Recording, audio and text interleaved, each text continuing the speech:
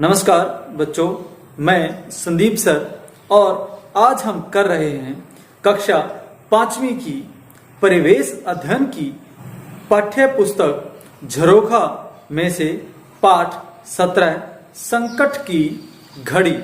इस पाठ में हम जानेंगे कि भूकंप क्या होता है, भूकंप कैसे आता है, भूकंप आने से पहले क्या क्या तैयारियां करनी चाहिए और भूकंप के दौरान हमें क्या क्या कार्य करने चाहिए।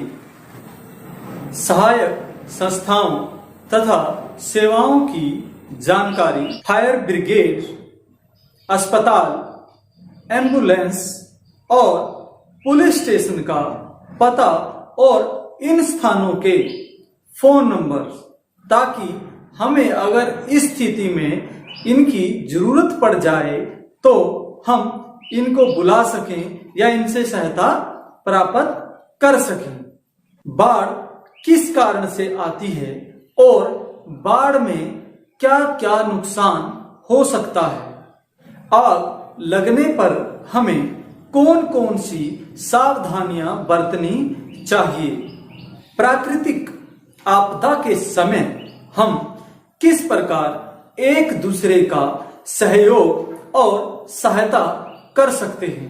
तत्कालीन किट तैयार करना, उसमें किन किन वस्तुओं की आवश्यकता होगी वो भी आज हम जानेंगे। बच्चों, आज हम जानेंगे कि आपातकालीन स्थिति में संकट से कैसे बचा जा सकता है या कैसे उसे कम किया जा सकता है। जैसा आप देख पा रहे हैं कि कोई भी संकट हो, चाहे भूकंप हो, बाढ़ हो या आग कहीं पे लगी हो, तो उसे हम कैसे बच सकते हैं और आपातकालीन घटनाएं कौन कौन सी होती हैं।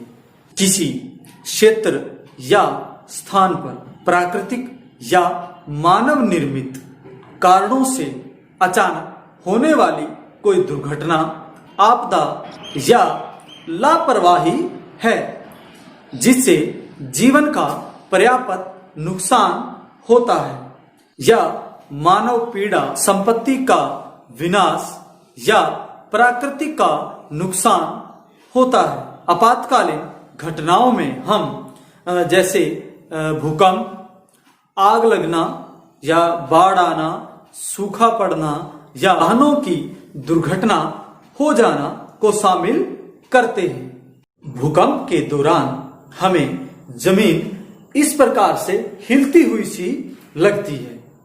आपने टीवी के माध्यम से सुना और देखा होगा कि कहाँ भूकंप आया है और कितना वहां पर नुकसान हो गया है।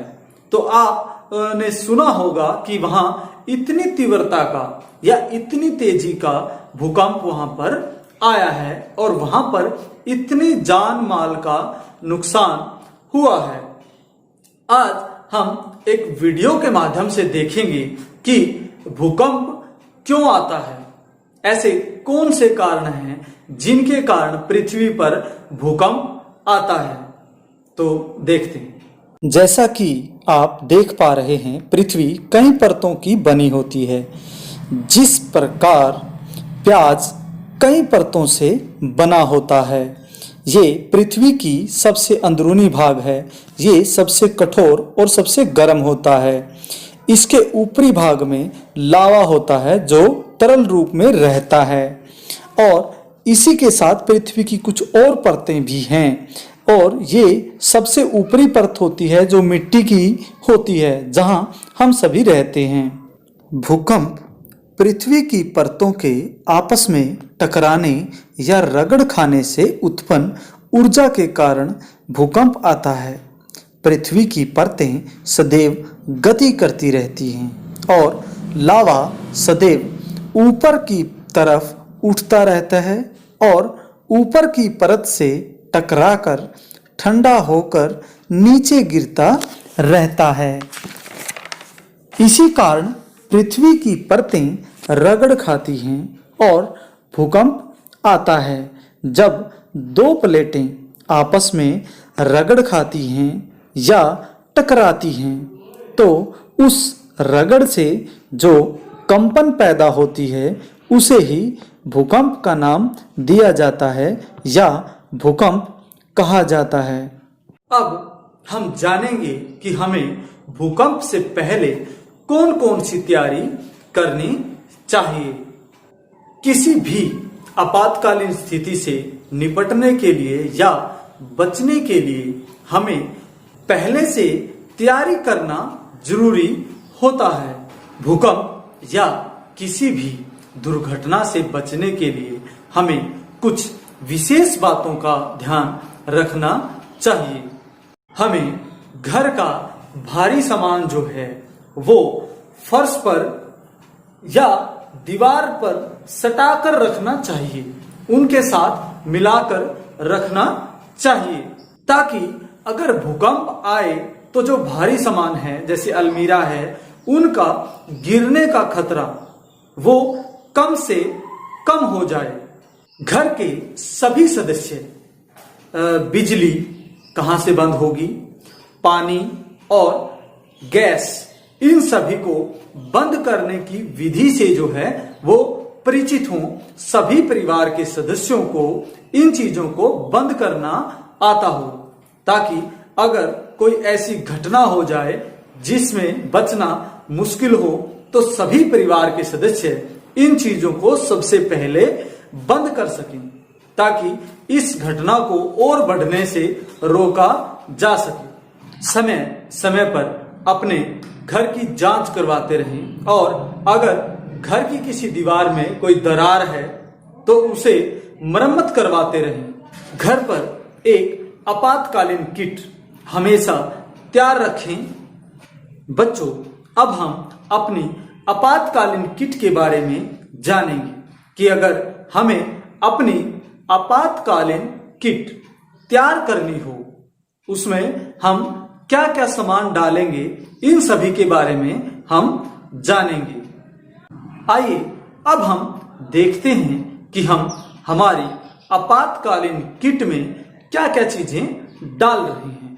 तो हम हमारी आपातकालीन किट में सबसे पहले टॉर्च डालेंगे, उसके बाद सेल, कुछ अतिरिक्त सेल भी हम इसमें रख लेंगे, कुछ जरूरी दवाइयां जैसे सर दर्द या बुखार और इससे संबंधित जो आपको आवश्यक दवाइयां लगती हैं उनको आप अपनी किट में रख सकते हैं। बोतल बंद पानी, हम कुछ बोतलें या एक बड़ी कैन पानी की, साफ पानी की भरकर अपनी किट में रखेंगे। क्लोरीन की गोलियां हम इसमें रखेंगे। सूखा भोजन, मोमबत्ती और माचिस हम इसमें रखेंगे। बच्चों, इसके अलावा भी हम कुछ और चीजें इसमें शामिल कर सकते हैं, जैसे एक मजबूत रस्सी या एक चाकू, नाइफ जिसकी हमें कभी भी जरूरत पड़ सकती है, हम इसका प्रयोग कर सकते हैं। तो इस प्रकार से हम हमारी आपातकालीन जो किट है वो हमेशा तैयार करके अपने घर पर रखेंगे। तो बच्चों, आप भी अपने परिवार के सदस्यों के साथ बात करके उनसे पूछकर इस किट को अपने घर पर तैयार करें, ताकि हम भी किसी भी आपातकालीन स्थिति में दुर्घटना होने पर बचा जा सके, उसको कम किया जा सके। एक जरूरी बात हम हमेशा ध्यान रखेंगे कि हमारी आपातकालीन किट को हम अपने घर के मुख्य द्वार के बिल्कुल पास रखेंगे या वहां पर किसी निश्चित स्थान पर रखेंगे, ताकि कोई दुर्घटना होने पर हम इसे वहां से उठा सकें। और एक विशेष बात सभी जरूर ध्यान रखें कि जब भी आप किट को ऐसे स्थान पर रखें तो परिवार के सभी सदस्यों को इस बारे में जानकारी दें कि वहां पर किट रखी गई है। आइए इसे भी देखें। सूखा खाना, पानी, torch, first aid kit, ration card. भाभी कहीं जाने की तैयारी है क्या? नहीं, मैं तैयारी कर रही हूँ तूफान का सामना करने की। ये मेरा सेफ्टी पैक है। वाह बहुत बढ़िया। मैं तैयार हूँ। हर तूफान में मैं हूँ चट्टान। शक्ति है मेरी पहचान। जन सहयोग जगाना है, सही जानकारी का उपयोग करें। आपदाओं के प्रभावों को कम किया जा सकता है, अनेकों बहुमूल्य जानें बचाई जा सकती हैं। क्या आप तैयार हैं इसके लिए?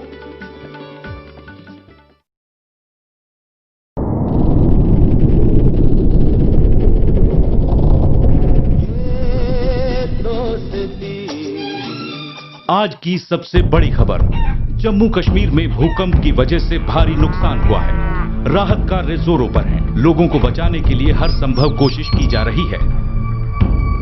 बहुत से लोग मारे गए होंगे। अभी पता नहीं, पर क्या तुझे पता है जब भूकंप आए तो कैसे बचा जाना चाहिए? क्या तुझे पता है? अब हम जानेंगे कि भूकंप आने पर क्या क्या करना चाहिए, कि जब भूकंप आ जाए तो उस स्थिति में हमें क्या क्या काम करना चाहिए।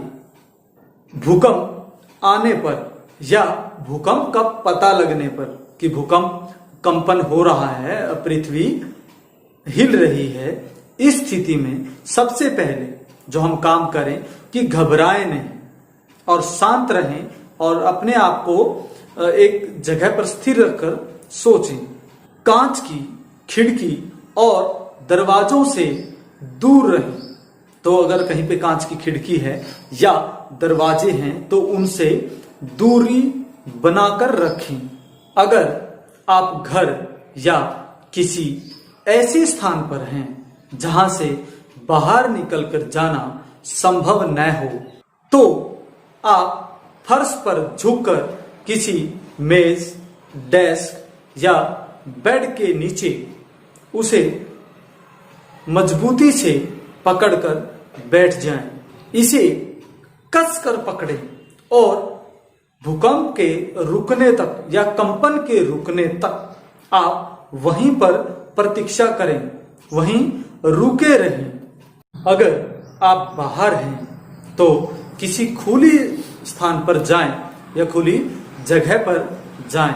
यदि आप किसी वाहन या गाड़ी में हैं तो उसे किसी सुरक्षित स्थान पर रोक लें और भूकंप रुकने तक, कंपन के रुकने तक आप वहीं सुरक्षित रुके रहें।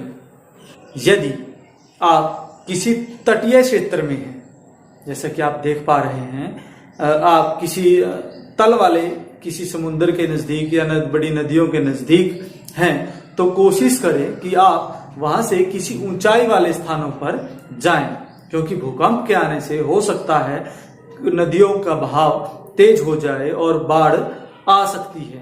तो इसलिए अगर आप तलीय स्थानों पर हैं तो किसी ऊंचाई वाले स्थानों पर वहां से आप जाएं। यदि आप किसी भीड़ भाड़ वाले स्थान पर हैं जहां से बाहर निकलना संभव न हो तो अपने सिर को अपने दोनों पैरों के बीच कुछ इस प्रकार से झुकाएं और दोनों हाथों से अपने सिर और गर्दन को बचाएं। भूकंप की स्थिति में अगर आप किसी बहुमंजिला इमारत में हों तो उतरने के लिए हमेशा सीढ़ियों का ही प्रयोग करें।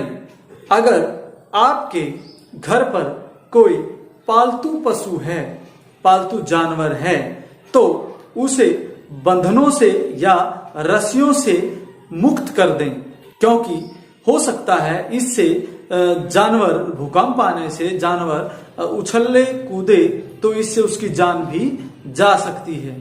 तो इसलिए उसे कुछ समय के लिए बंधनों से मुक्त कर दें।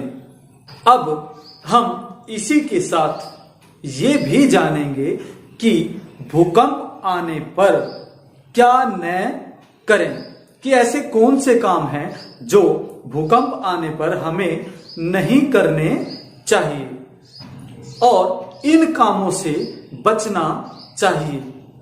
बहुमंजिला इमारतों, तंग गलियों और बिजली के खंभों से हमेशा दूर रहें। अगर भूकंप आ जाता है और आपको महसूस होता है तो इस बात का ध्यान रखें कि आप किसी बहुमंजिला इमारत के पास न हों, क्योंकि उसके गिरने से आप दुर्घटनाग्रस्त हो सकते हैं। अगर आप किसी गाड़ी में जा रहे हैं और ये ध्यान रखें कि आप उस समय किसी भी टूटे हुए पुल को पार करने की कोशिश न करें। अगर आप फ्लाईओवर पर जाने वाले हैं तो ध्यान रखें कि आप फ्लाईओवर से पहले ही कुछ समय के लिए रुक जाएं, जब तक ये भूकंप की जो स्थिति है वो शांत न हो जाए या खत्म न हो जाए। तो इसका आप ध्यान रखें। और अगर आप किसी बहुमंजिला इमारत पर रहते हैं और नीचे आने के लिए कभी भी भूकंप की स्थिति में आप लिफ्ट का प्रयोग बिल्कुल न करें। हो सके तो हम जैसे पीछे कहा है कि ऐसी स्थिति में सीढ़ियों का ही प्रयोग करना चाहिए। अब हम जानेंगे कि किसी भी आपदा के समय कुछ सेवाओं और संस्थाओं की जो है सहायता ली जा सकती है। अपने अध्यापकों और अपने परिवार के बड़े सदस्यों से पूछकर इस तालिका को पूरा करें। आप जो स्क्रीन पर देख पा रहे हैं ये एक तालिका है जिसके अंदर नाम लिखे गए हैं इनके। तो इन विभागों की आप एक सूची बनाकर रखें, इनको तैयार करके रखें कि किस प्रकार अगर कोई आपदा हो, भूकंप है या आग लग जाने पर या कोई बड़ी दुर्घटना होने पर आप इनकी सहायता ले सकते हैं। तो इसके लिए हम सबसे पहले जो चीजें ध्यान में रखेंगे, जो करेंगे, वो है संस्था का नाम हम लिखेंगे कि कौन कौन सी संस्थाओं की हम सहायता ले सकते हैं। आप जो स्क्रीन पर एक टैली देख पा रहे हैं उसमें आप देख पाएंगे कि यहाँ हमने कुछ संस्थाओं के जो है नाम लिखे गए हैं। जैसे सबसे पहले हम देखते हैं नजदीकी सरकारी अस्पताल, तो हम इसका पता लिखेंगे कि ये कहाँ पे है और इस अस्पताल का जो फोन नंबर है वो हम इसके साथ लिखेंगे। इसके बाद है पुलिस चौकी। आपके आसपास नजदीकी पुलिस चौकी कहाँ पे स्थित है और उस चौकी का आप फोन नंबर यहाँ पर लिखेंगे। इसके बाद एम्बुलेंस या फायर स्टेशन, इन चीजों को जो आप इस टैली में देख पा रहे हैं इसे आप पूरा करें और इसको भरें। तो अपने परिवार के जो सदस्य हैं उनकी सहायता लें और इसे अपने नोटबुक के ऊपर पूरा करें। बच्चों, सिर्फ भूकंप ही एक ऐसी प्राकृतिक आपदा नहीं है जिससे कि भारी हानि होती है या नुकसान होता है, और भी ऐसे बहुत सी आपदाएं और दुर्घटनाएं हैं जिसके कारण हमारा बहुत सारा जनहानि या आदमियों की मृत्यु हो जाती है, नुकसान हो जाता है। तो आप एक चित्र देखें, आपके सामने जो स्क्रीन पे चित्र दिखाई दे रहा है इसे आप ध्यान से देखें और इस चित्र को देखकर बताएं कि इस चित्र में किस प्रकार की प्राकृतिक आपदा को दिखाया गया है। तो आप सभी इस चित्र को ध्यान से देखें और इस चित्र को देखकर बताएं कि इसमें किस प्राकृतिक आपदा का दर्शाया गया है या दिखाया गया है। इसको पहचानने की आप सभी कोशिश करें। बिल्कुल आपने सही पहचाना, ये बाढ़ है।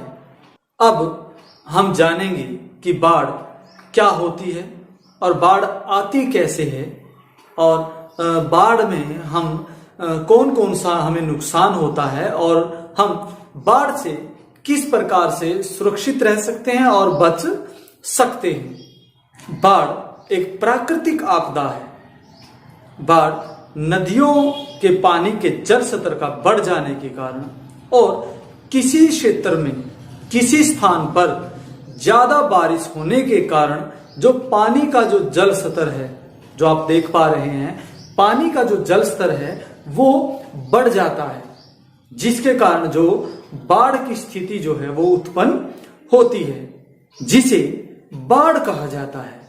अब हम जानेंगे कि बाढ़ किस किस कारण से आती है। तो सबसे पहले जो हमारा कारण रहेगा वो है अत्यधिक बारिश होने के कारण, कि जब ज्यादा कहीं पे बारिश होती है तो क्या है, पानी का जो जल स्तर है वो बहुत बढ़ जाता है, जिसके कारण बाढ़ आती है। बड़ी बड़ी नदियों के गहरा ना होने के कारण, कि नदियां अगर ज्यादा गहरी ना हो तो उसमें पानी कम रहेगा। अब नदियां, एक होता है नदियों के बांध का कमजोर हो जाना।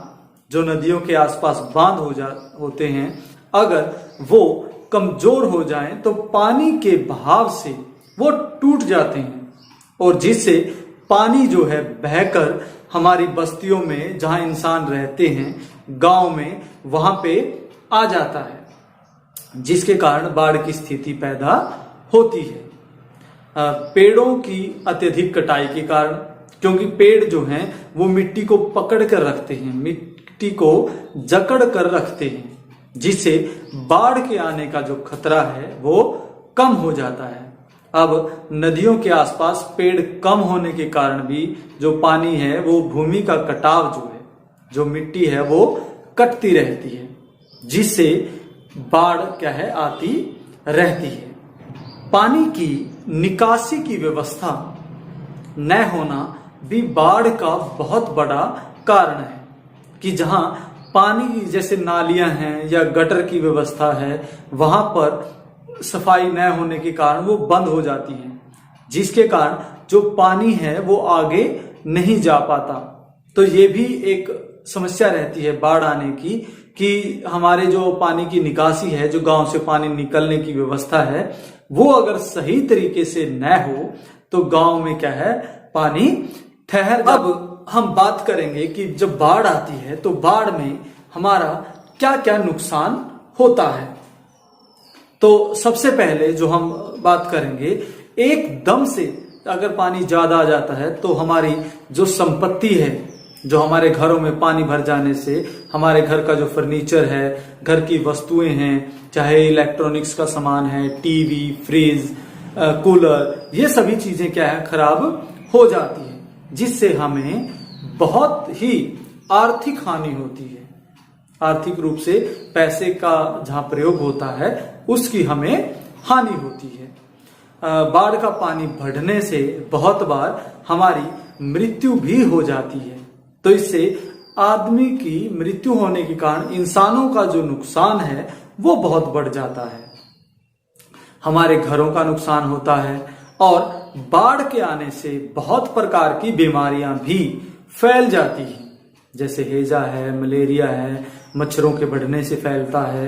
तो ये सारी जो बीमारियां हैं, बाढ़ का पानी अपने साथ बहुत सारी बीमारियों को भी लेकर आता है, क्योंकि इससे जो कूड़ा करकट है वो बढ़ जाता है, तो इसका भी हमें नुकसान होता है। बाढ़ के आने से हमारे काम और रोजगार दोनों बंद हो जाते हैं या खत्म हो जाते हैं।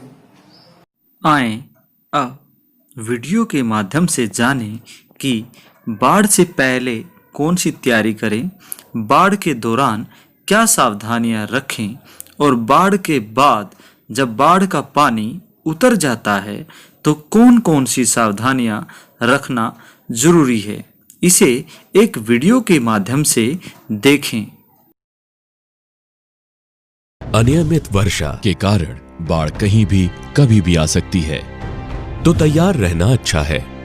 बाढ़ की चेतावनी का ध्यान रखें, रेडियो सुने, टीवी देखें, अखबार पढ़ें, केवल अधिकारियों द्वारा दी गई चेतावनी पर विश्वास करें। फोन बैटरी को बचाने के लिए एसएमएस का उपयोग करें।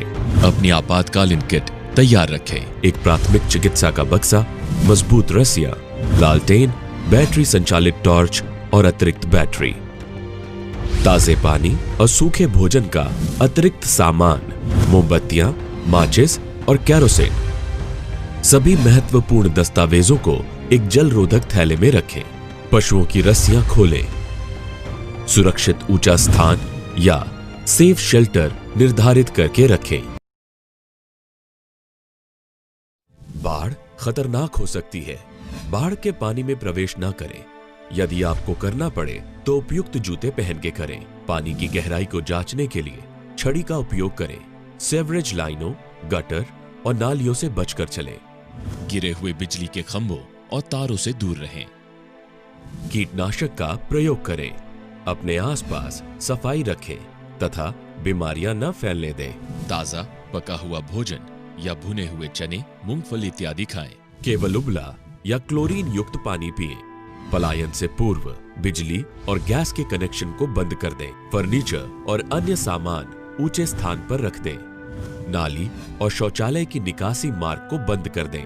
अपनी आपातकालीन किट अपने साथ अवश्य ले जाएं। यदि आप कहीं फंसे हुए हैं तो हेल्पलाइन नंबर पर संपर्क करें।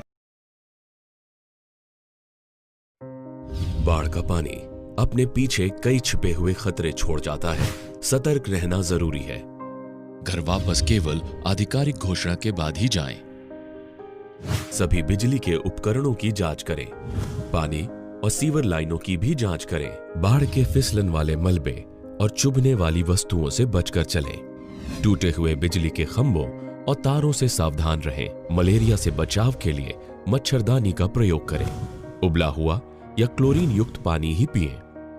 बाढ़ के संपर्क में आए खाद्य पदार्थों को न खाएं। बच्चों को बाढ़ के पानी में खेलने न दें। यदि आप दूसरों की सहायता कर सकते हैं तो अवश्य करें। तैयारी में ही समझदार। बच्चों, जिन आपदाओं के बारे में हम बात कर रहे हैं वो प्राकृतिक आपदाएं हैं।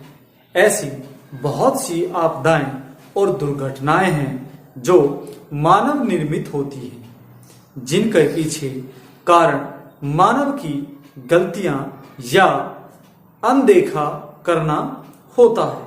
तो आज हम उसी के बारे में जानेंगे। जैसे हम बात कर रहे हैं आग की। जैसा कि आप चित्र में देख पा रहे हैं कि कई बार आग बहुत भयंकर रूप धारण कर लेती है, जिसके कारण बहुत सारा जान माल की हानि जो है हमारी होती है।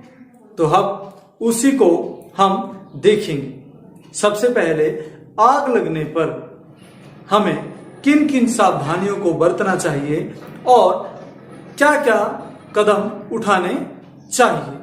तो सबसे पहले हम देखेंगे कि हमारे घरों में या आसपास आग लगने के क्या कारण हो सकते हैं। सबसे पहले जैसा कि हम देखें, अगर आग कहीं जंगल में लगे तो यह कई बार प्राकृतिक रूप से भी लग जाती है। अत्यधिक गर्मी के कारण बड़े बड़े जंगलों में जो है आग लग जाती है। या अगर हमारे घरों की हम बात करें, बड़ी बड़ी इमारतों की बात करें, तो वहां इलेक्ट्रिसिटी, बिजली की तारों का आपस में मिलने के कारण या टकराने के कारण भी आग लग जाती है। कई बार रसोई गैस के कारण भी घरों में आग लग जाती है। हमारी थोड़ी सी लापरवाही के कारण हमारा घर आग की चपेट में आ जाता है। तो बच्चों, इससे बचने के लिए हमें क्या क्या उपाय करने चाहिए। तो सबसे पहले हम ये देखेंगे कि जब आग लग जाती है तो हम क्या क्या सावधानियां बरतें। कि अगर आपकी बहुमंजिला इमारत में किसी और फ्लैट में आग लगी हो तो आपको उसके बारे में क्या करना चाहिए। आप एक बहुमंजिला इमारत में रहते हैं, किसी अन्य फ्लैट में आग लगनी शुरू हो जाती है। क्या आपको स्थिर रहना चाहिए?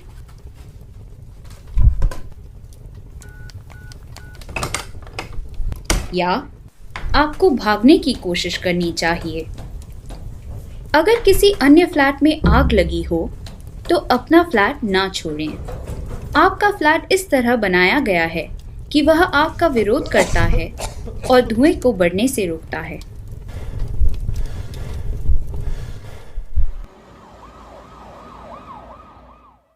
स्थिर रहें, सुरक्षित रहें। अगर आग आपकी फ्लैट में न लगी हो लेकिन धुआं अंदर आने लगता है और आप भागने में असमर्थ हो जाते हैं, ऐसी स्थिति में घबराइए मत। अग्निशमन सेवा अपने रास्ते पर है। तब तक कुछ सरल कार्य आपकी जान बचा सकते हैं।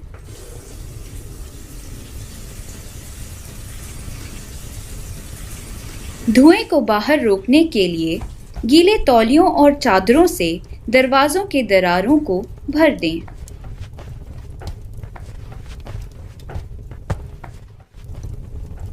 नीचे रहें, धुआं ऊपर उठता है। अगर बाहर धुआं नहीं हो तो खिड़की को थोड़ा खोल दें ताकि धुआं बाहर जा सके। आपको इसे बाद में बंद करना पड़ सकता है, इसलिए खिड़की सोच समझकर तोड़ें। ये कुछ सावधानियां थी जिससे आप घर में आग लगने पर अपने आप को सुरक्षित रख सकते हैं। धन्यवाद।